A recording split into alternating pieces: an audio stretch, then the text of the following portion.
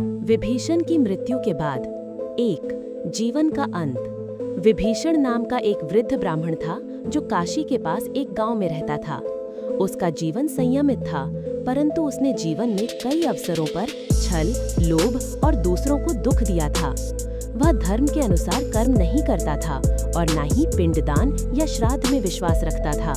एक दिन की बात है, अमावस्या की रात थी जब नभ में चंद्र का कोई चिन्ह नहीं था। विभीषण बिस्तर पर लेटा था, तभी उसे अचानक एक झटका सा महसूस हुआ और उसकी आंखें खुली की खुली रह गईं। कुछ ही क्षणों में उसके प्राण निकल गए, मृत्यु हो गई। 2. यमदूतों का आगमन। जैसे ही प्राण शरीर से निकले, विभीषण ने अपने चारों ओर धुएं जैसे साए देखे। ये यमदूत थे, काले, डरावने और विकराल मुख वाले।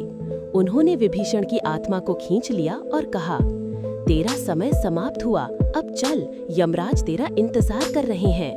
आत्मा चिल्लाई, मैंने किसी का क्या बिगाड़ा, मुझे छोड़ दो।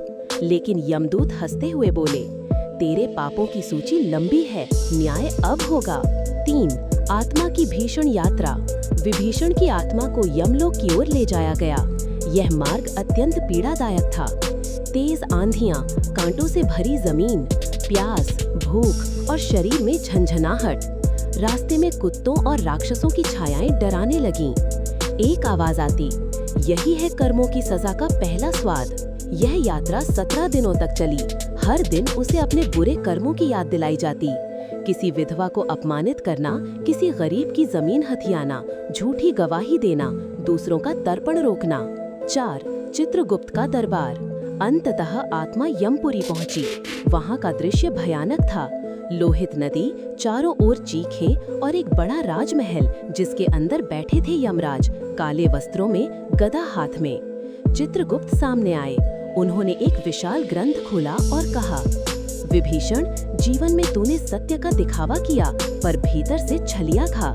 देख अपने कर्मों का लेखा जोखा। विभीषण कांपने लगा। चित्रगुप्त ने निर्णय सुनाया, तेरे लिए 3 नरक नियत हैं, काकोल, रौरव और महारौरव। 5. नरक का दृश्य। पहले उसे काकोल नरक में भेजा गया। वहां हत्यारे, व्यभिचारी और झूठे लोग जलते हुए खौलते तेल में डाले जा रहे थे। विभीषण की आत्मा को भी उसी तेल में फेंका गया। उसकी चीख गगन में गूंज उठी। फिर उसे रौरव नरक में भेजा गया, जहां लोहे की कांटों वाली जमीन पर नंगे पैर चलाया गया। हर कदम पर उसके पुराने पाप सामने आते थे। आखिरी नरक था महारौरव, जहां आत्मा को बार बार जिंदा किया जाता और फिर उसे जलाया जाता। 6. पृथ्वी पर पुत्र की जागृति। धरती पर विभीषण का बेटा सुदर्शन अपने पिता के अंतिम संस्कार के लिए असमंजस में था। उसे पुरोहित ने समझाया, अगर तुमने श्राद्ध और पिंडदान नहीं किया तो तुम्हारे पिता की आत्मा नरक में भटकती रहेगी। सुदर्शन ने श्राद्ध आरंभ किए। गया जी में तर्पण, ब्राह्मण भोज और तीर्थदान कराया।